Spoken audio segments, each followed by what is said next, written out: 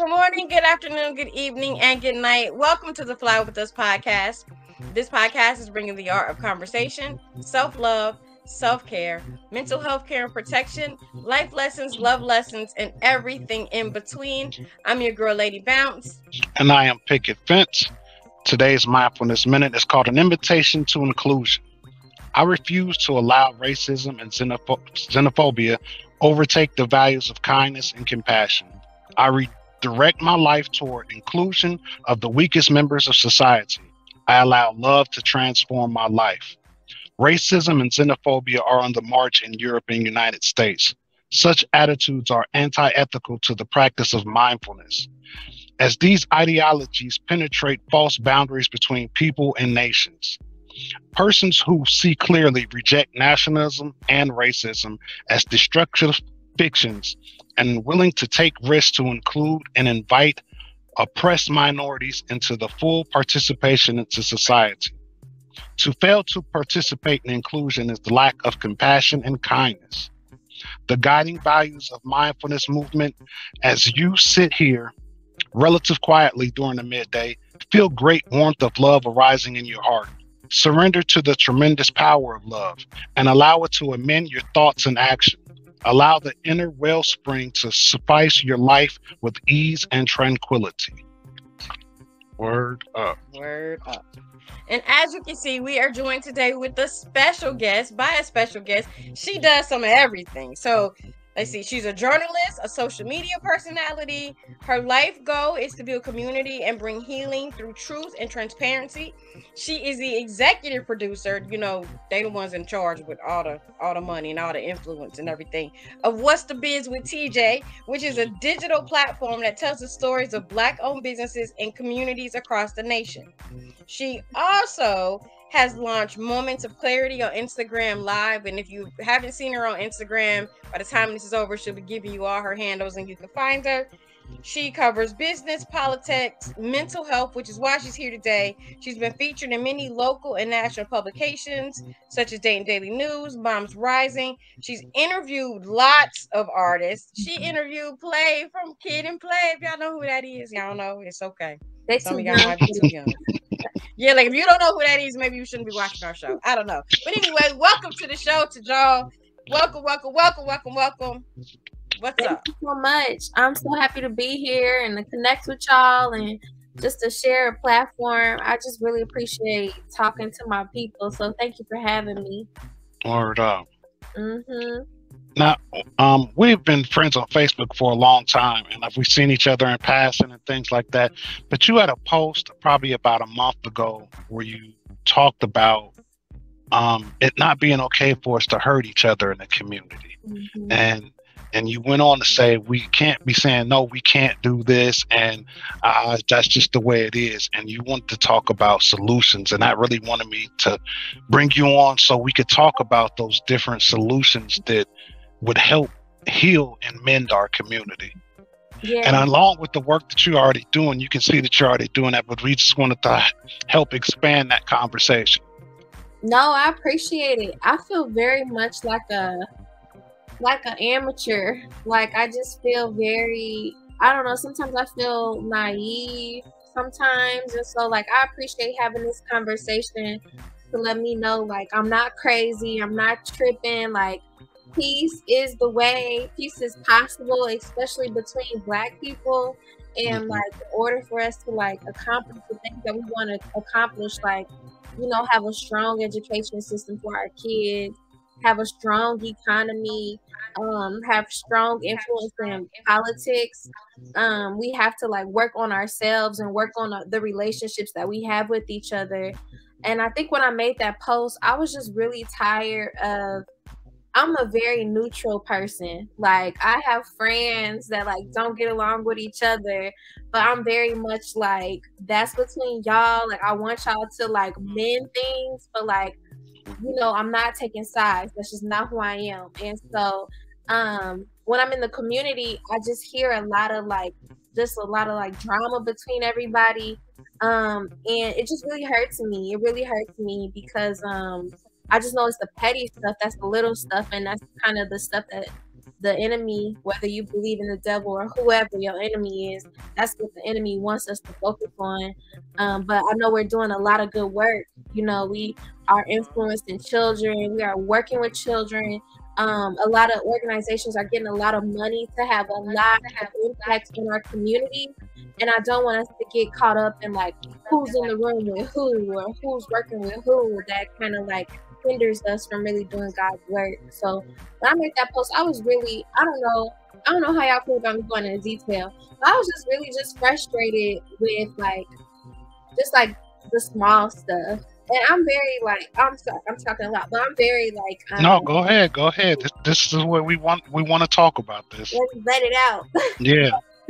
I'm very hesitant a lot of times to say stuff on social media too, because it's like I feel like social media is a platform where people don't understand and communication can get lost in translation. But I was tired of saying these things behind closed doors. Like I would call people and be like, "Hey, what you doing? You know, I love you and I'm saying this out of love, but you might want to not do that, you know." But it felt like nobody was listening. So I'm like, let me get on this platform and like just tell everybody how I'm feeling so I can just get it off my chest. No, I completely agree. As somebody who has been doing community work, especially community work with young people, and I'll go wherever the need is. And so when you talk about the different groups and having like their petty moments, I've had the fortunate of working with all of the different groups, and it is like you said, it's a lot of petty stuff. And if we were to all come together, there is so much work out here to be done when it comes to our young people that we really don't have time for this tit for tat petty. Well, I'm not going to your event and you didn't nominate me for your award and you gave the award to so and so and you know I'm out here too. Like, to me, that stuff is so dumb, because the kids that we're working with really don't care. They want what we're bringing to the table. They want what we're bringing into the community. And so all of that side bickering, like, mommy, daddy, stop fighting. The kids don't care about that. It's just it's too much work to be done to let that kind of stuff get in the way. And I've heard, the chatter too. And I've said some things on Facebook, and like, you always have to be careful because of, I don't want to hurt anybody's feelings because I'm cool with everybody, because I see where the work is and I go where the work is. And I don't care that you don't like this person or that person, or, if we all apply for a grant and we all got the grant, imagine what we could all do. If we focus on whatever your strength is and what your strength is, we can pull this money together and really make some sustainable stuff for our community. Because the stuff we have is like, oh, it's just for the summer, or it's just, for the 3 months that the grant is here. But imagine what we could do if we quit being, so I got to be the one, I got to get the award. I got to get the shine. And the kids really don't care who gets the shine, because they have a need that needs to be met. And they really don't care who meets it. If a kid's hungry, they don't care where that hamburger is coming from. They want the hamburger.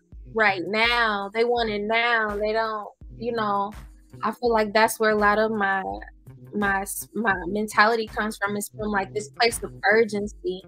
And then also we're all doing amazing work. I don't want us to be hindered by like the small stuff. Like, that's really what it is. Right. It's like, I see you too, I see all of us, we're all doing great work. Like, let's just keep focusing on that. Yeah, definitely. Now, without saying names and stuff like that, what do you think the main issue is? Is it an age gap difference, or is it just more of an ego type of thing? I really don't know. I think transparency, one thing that I really say is like, transparency builds community. I am a very transparent person. Just to give you guys a little backstory, I found out I was adopted when I was 19, and I think that was a gift. Like, my biological brother found out and like came to me and told me, and I feel like I don't know, just from there, I've just really had this deep desire to just have truth and seek truth and be present in truth. And I think a lot of times people just struggle with being transparent, with saying things like, you hurt my feelings, or I really felt this way. Like, I just feel like transparency is the key. A lot of us have a hard time being transparent with one another. And I also think that there's a lack of respect for some reason. The lack of respect is just something that I don't know. I don't know why. One thing that really frustrates me is like we have beef with each other, but we'll shake, you know, a politician's hand that we know is harming our community. Like we stay mad at each other. We hold grudges against each other longer than we do, you know, the ops, like our enemy. And so I don't like that. So I think it's lack of respect, lack of like courage and being transparent, and then also a lot of inner healing work. I wasn't always this transparent, and although I did seek truth and seek transparency, that doesn't mean I was always that way. I had to do a lot of like inner work. I still have to do a lot of inner work, and I feel like because of social media, like that inner work has become kind of saturated. It's like, oh, that inner work is like taking yourself to get tea and taking yourself on a spa date. It's like, no, that inner work is like a lot of people talk about shadow work. It's like, dang, why do I get agitated when someone like tries to correct me? Like I had a personal problem of like, I had so many personal problems. My favorite one, I used to be really jealous. Like I used to see people online and just like be like, ugh, like why are they doing this? And I had to kind of like stop and like reflect, like what is that jealousy? It's admiration. Like, you know, so it's like really be honest with yourself. Like I'm a jealous. Can I cuss on here? Or no, y'all trying to I'm a jealous person and I need to figure out why I'm jealous. And it's stuff like that, talking to yourself like that, it's painful sometimes because you don't want to see yourself as jealous. Like for a while I covered it up. Like I'm not jealous. I'm just truthful. But it's like, no, you're jealous. Why? So I think that inner work a lot of people don't want to do. That's what I've experienced. I can understand that. I don't know if it's just that they don't want to do it, or if they don't know how to, or they're scared to. Because it's when you do that, you really have to dive into yourself, and if some stuff you probably don't even want to see, that you know it's there, but when you really go to face it, it's like I don't want to face that at all. So yeah, like I can speak from. Go ahead. I was gonna say I can speak from personal experience why it's, you know, why people don't do it, because like you said, it is hard, and I don't want to look at myself and have to tell myself like, self, you're really tripping right now. It's really not the way that you're seeing it. And we, you know, we don't want to do that because that doesn't feel good. We want to feel good all the time, and we want to feel like we're perfect and we're juggling and managing and handling all of this stuff, and the problem is everybody else, it's not me. So, you know, a lot of people, you know, like you said, one, they don't know how. They have to be taught. But then people also have to give themselves permission to be wrong. Give yourself permission to be flawed. And we don't want to be flawed. We want to be looked at as flawed. You know, we're so perfect. It ain't my fault. You in a relationship, when you break up, it's always the other person's fault. Like, nah, stop playing. You, that was on you too. You know, we never want to admit our stuff, and we all got stuff. I like what you said, Jay, about like it's not that they don't want to, it's probably that they can't or don't have the tools or understanding. I think that's huge to acknowledge too. Yeah, word. So let's talk about some solutions. What solutions have you thought about, especially since that post? What are some good solutions that we can mend our community? It's so crazy because 2 years ago I interviewed JoJo Brown. I don't know if everybody's familiar with him, but he was like a producer, manager. He used to hang out with like Albie Shore, Puff Daddy, Biggie, like that East Coast crew. And we were just really talking about like, we're intentional about money, we're intentional about education, we're intentional about politics, but we're not really intentional about peace. You know what I'm saying? Like, we're not really intentional sometimes about, as intentional, because I don't want to take away from the work that peacekeepers are doing, but we aren't as intentional about peace. So I would love to see like a space where people who feel like they need it can call and say like, hey, this is happening to me. I feel like all of this tension between this person or this group. Can you bring us together, or can you talk on my behalf? Because I don't want this beef. I just want us to have a safe space to come to So like a mediation center for Black people or for our community where we can just bring our problems to a person that we trust, like us as a community, establish people that we trust, and like have these hard conversations, because we absolutely have to have them. I know the Heart. Are y'all familiar with the Heart? Mm-mm. So the Heart is called the House of. Dang, it stands for something. It's like healing and something, but basically it's this home. It's this community center, but it's inside a home where you have these healing circles and just this space to like really do this self work. And so I think the self work is important too, but having like organizations that like carry you through that, because like a lot of people don't like reading, and that's okay. A lot of people don't like doing all of it, like going on YouTube. Some people need people to hold their hand through this process, and so just us being intentional about that's self-work. Those are the only two solutions I have right now. But like the mediation center, and then just going to spaces like the Heart to like do that inner soul deep digging, because life is beyond how much money we make, how many businesses we have, how many schools we volunteered at. It's beyond that. It's like in ourselves. Yeah, definitely. I agree. I think those are some real good solutions. Babe, what solutions do you have? Yeah, what about y'all? I think like I said before, is if once we get through the mediation process that TJ was just talking about, then we start leaning on each other's strengths. So you have a strength in this. Okay, well, my strength is in this. So let's put that together. Let's, like say there's so much grant money out here, and all of these programs that we have are grant funded.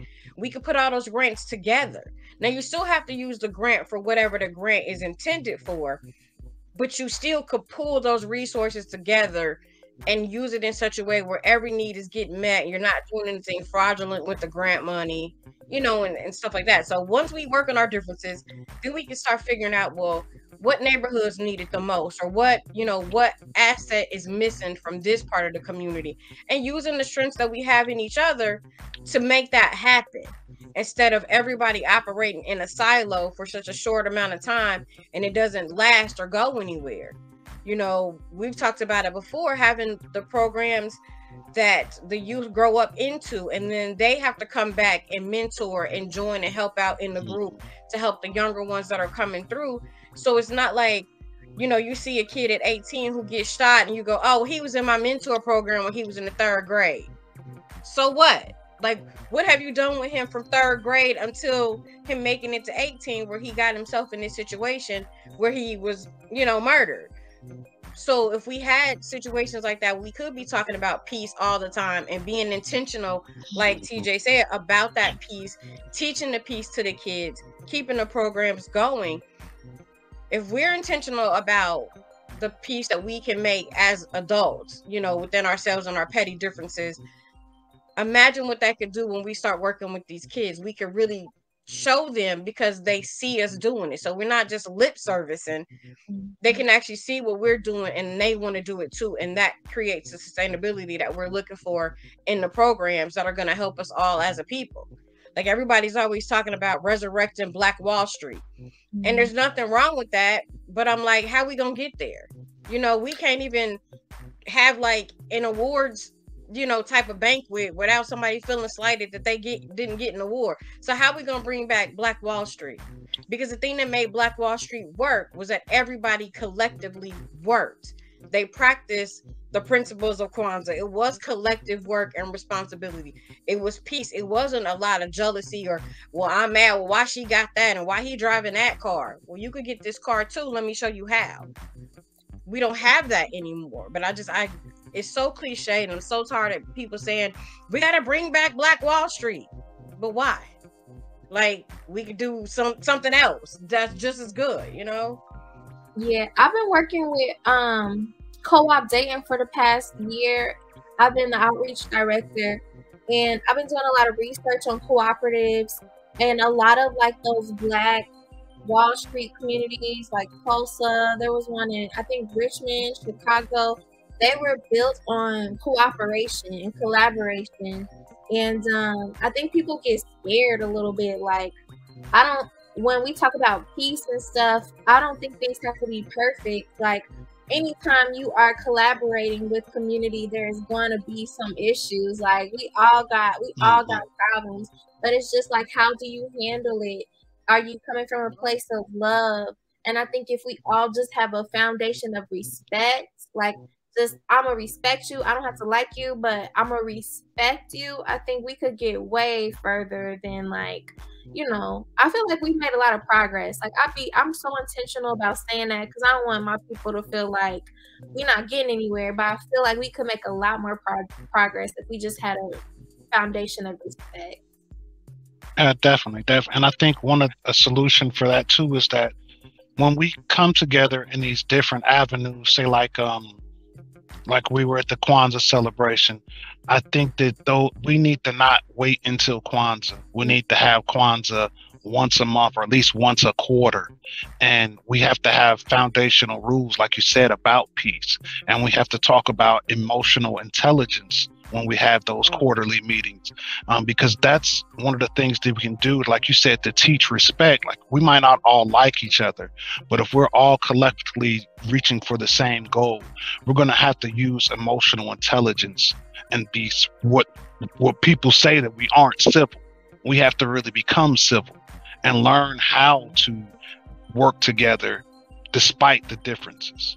And like you said, have respect. And in learning emotional intelligence, it would teach us to have respect, even for people that we don't necessarily get along with.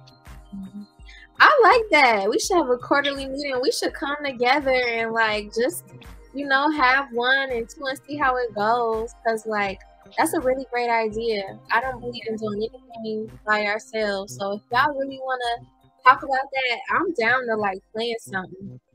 All right, I'm with it. Definitely with it. Me too. Just we have to do something, you know. No, like my favorite Maya Angelou quote says, "No one can do everything, but everybody can do something." So if everybody does something, and you know, that something could be, you know, playing to your strength. It doesn't have to be like reaching so far out of your wheelhouse that it becomes taxing. Because I would never want anything to feel like it's, you know, taxing, because then you're not going to do it right. You're not going to do it with full fidelity. But I'm with it. Let's go. Let's go. Now, we talked about we talked about the post, but let's talk about some other things. And we talked about solutions. And one thing that I think that is really dope that you do that is a solution is What's the Biz. So tell us about What's the Biz with TJ. Yeah, so What's the Biz was birthed out of, like, my desire to advocate for my community. Just like Nikki said, I have always been a part of, like, advocacy groups. And I remember, like, protesting and just, like, going to the mall and just feeling like that wasn't where I needed to be. Like, it was just something that I couldn't continue to do. I thought it was a great way to demand justice. This is for the young man that was shot at Walmart, John Crawford III. And so it was during that period where I was like, I want to advocate, I want to be a part of this, but this doesn't feel good to me, and I will not be consistent if it doesn't feel good. And so I was like, a few years later, it's a long story, but basically a few years later, I kind of, like, tapped back into, like, my media personality, and I was honest with myself and was like, this is what I really want to do. I'm tired of denying it because it doesn't sound right. You know, I really feel the energy, and I feel God pushing me to start this platform. And I used to work for the city at some capacity, and I started realizing, like, the government, democracy isn't real. Like, democracy is ran by money. It's whoever has the most money. Like, those are the people that have the say so. And so I was like, okay, how can Black businesses get more money? Like, what can we do?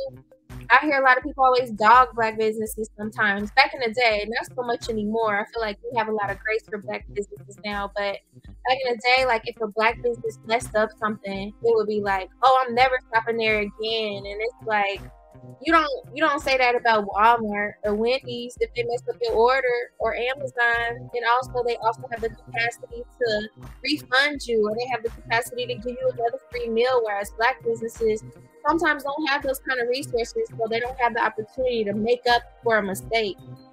And this, I was starting to understand the power of storytelling. I was working with the organization called Lore, and I was like, oh, storytelling really connects us. So what if I like interview Black business owners and like connect them to their audience and just strengthen that relationship so that they can have the capacity to, you know, have grace, and they can understand the story of this owner and want to shop there consistently. So yeah, What's the Biz? It was me mixing my passion with advocacy, and putting it together. We're on season 4. It should come out this year. I just had a huge transformation. You know, What's the Biz was a show where like I would interview and it would be fun. But over time, I started to learn more about, like, I would go to the Black businesses and they would say, oh man, I had to shut down my business because my landlord won't fix my air conditioning. So now I've been out of business for 2 weeks. Like, I started learning about like slumlords.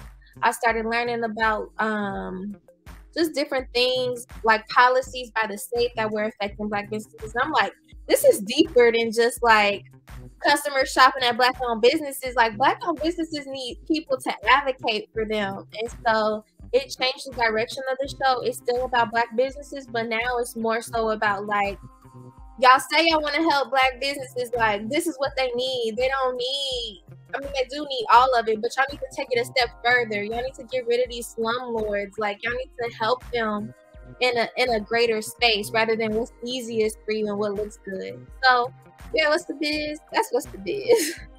Word, I like that. Definitely. I like that. And you know, one of the things that, you know, when you were talking about like the slumlords and the businesses being kind of run down, we are talented people. Why not offer your services either at a discount, or, you know, if it's a restaurant, you can go in there and fix the air conditioner. You say, hey, I want free lunch 1 day a week. You know, so you could do a, you know, a barter or a trade-off for your skills and services. Like, yeah, you want to make money, but you also want to help them make money and stay in business too. And you never know what circles your name is being spoken in because you donated some services to a business to keep them going, which gets you a bigger contract with maybe the city or something. So you're going to make that money up tenfold. So, you know, everything doesn't always have to be monetary because, you know, none of us got it. Like, you know, not like that. But you can do other things to help keep businesses going. So that's just a fresh idea. If I was talented and I could do some things, you know, tack up some windows or something, I certainly would. Yeah, they call that time sharing in the cooperative world. A lot of cooperatives are really successful because they like share their resources or do trades. We call it trades in the regular world. So yeah, I love that. That's dope too. And we're running short on time, but before we get out of here, I want to ask you about your new web series that you'll be doing, Moments of Clarity. Tell us about that. Yeah, Moments of Clarity, and I'll keep it brief. But I was in this space where I was like working in community a lot, and I feel like nobody really knew me. And Moments of Clarity was just the space to talk about like why I think the way that I do. A lot of people think that like I'm fake because I'm so like neutral and because I'm so like a preacher of like love and God, and I just really wanted to put my life out there. Like, a lot of my like desire to love and be an instrument of love comes from a lot of pain, and so I just really wanted to be transparent about that the first season. So I talked about things like my relationship, my being a mother, how that's affected me, being adopted, finding out when I was 19. But we're on season 2 now, and this season really is bringing in community's perspective. So a lot of the topics were picked by community because I didn't want to carry the load by myself, and I wanted us to have like more of a collaborative conversation. So it's really just a space for us to talk about real stuff. We just talked about blending our family. My boyfriend has 2 daughters and I have my son. And so we just talked about like being intentional when you blend a family. And my friend just went on and had her conversation about her father's passing and just like how death can kind of like make you think you had something that you didn't, and like how death doesn't, you know, end or heal things. So we have real discussions, and the goal is just to have people dig deep or understand that they're not alone. That's dope. I love that. At Real 6 dope. p.m. on Instagram Live. Okay, dope. With all the stuff that you do, what do you do for self-care? Yeah, I have very strong boundaries. I was listening to someone speak about just like giving everything to the source. So I give everything to God. Like I make sure I don't keep it in, because sometimes I can like be very empathetic to where it affects me, but then I'm like, oh, I gotta give this to God. So I really give a lot of stuff to God. I set boundaries. I'm not out in a community after 8 for no community meetings. Like I am with my family, or if I'm out, I'm like having a good time. So I like cut off, because if you're in community work, it sometimes takes over your life. And I'm just very intentional about making sure that I set hard boundaries, and that when I come home, I'm Tejal. I'm not Tejal, the community person. And I also like to have a lot of fun. I also like to drink. So I don't know if that's a good one, but like I like. No, that's been one of our self-care assignments several times. Have you a nice drink after a long day. Yeah, I would say, yeah, I like to do that stuff. So is this the time for me to say my assignment to y'all? Yes. Yes. I would say my assignment to anyone and to you guys is to go with your family to like do something fun. Like one thing that we do at least like once a week or twice a month is like take our kids to do something that's just like, you know, fun. Like go to the jump house.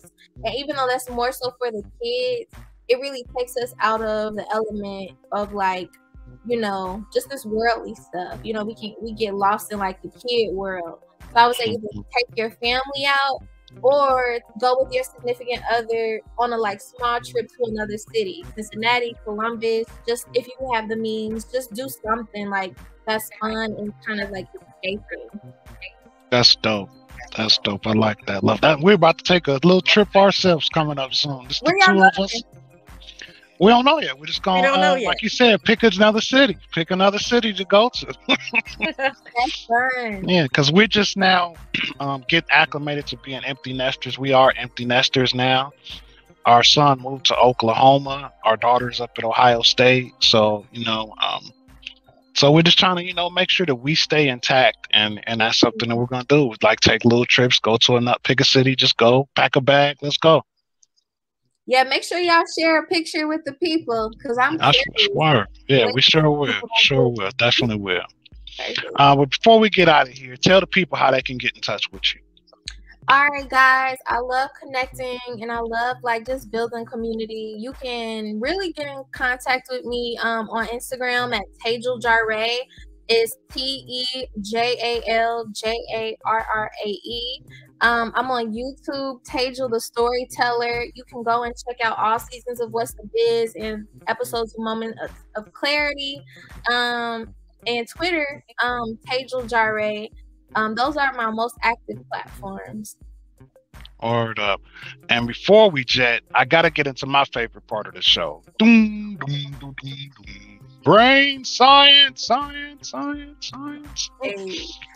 All right, so we've been talking about community and peace and being intentional with the peace. And so one of the ways that we need to do that, especially when it comes to our young people, is teaching them a growth mindset. So here are some ways to teach children and some adults, because some of y'all need it too, to have a growth mindset.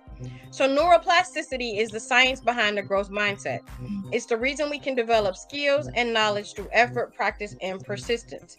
Why teach it to kids? Their perception of their own abilities changes as their mind changes. It becomes much easier for them to understand the growth mindset, embrace mistakes, obstacles, and challenges, and come out of those challenges for the better, i.e., a more peaceful community with our young people at the center of it. So here are some quick, simple ways to teach growth mindset to kids. First, talk about the brain. Show them a model of the brain. Show them where anger starts in the brain, where calmness is in the brain. You can download a diagram from any website. We all got the same internet. So once you do that, you want to share some amazing facts about their brain. Talk to them about the right and the left side of the brain and what they're known for or what they can do with them. Like a fun fact, singing is the only activity that you can do that uses both sides of your brain at the same time. That's amazing. So that's a fun fact that you can share with kids. So singing, rapping, music is the only activity you do that uses both sides at the same time. That's important. Once you do that, you want to maybe make a brain model with them. You know, use some paper mache or toilet paper rolls or something and actually make a model of a brain. Or like my friend likes to do at Halloween time, you can use ramen noodles to make a diagram of the brain. And you can use food coloring to color the different sections of the brain that are responsible for different activities in your brain. Once you do that, you want to celebrate with them. Teach them how to celebrate their mistakes. Mistakes are opportunities to learn. If you're not making mistakes and you're always perfect, you're not learning anything new. And your brain also isn't growing if you're not making mistakes and learning from those mistakes. Once you do that and you're teaching them about the brain and all the wonderful things that they can do, then you can start teaching them how to use their brain to come up with creative solutions when they're upset, when they need, you know, peer mediation or that peaceful, you know, kind of inner self work. Teach them that their brain is what helps them do all of that. So then we stay out of our reptilian brain, which is our fight or flight brain, which teaches us to fight and be angry. We can move to higher spaces and using more than the 10% of our brain that we typically use on a daily basis. Wow, I love that. I took Word some up. notes. Word up. I love it. Well, we want to thank you for coming on the show today. I know we're going to be doing some work in the future. Definitely, we're here to support you and all the things that you're doing, and we want to make sure that we get the word out about you so you can continue to do what you've been doing. Yes, I appreciate y'all, and everybody stay tuned because we really gonna have this quarterly meeting. I really want to collaborate on that, and I appreciate y'all's platform. Thank you for having me. Word up. Well, that's our show for this week. You know, you can find us wherever you find your favorite podcast. It's your boy Picket Fence. I'm your girl, Lady Bounce. We out of here. Peace. Peace.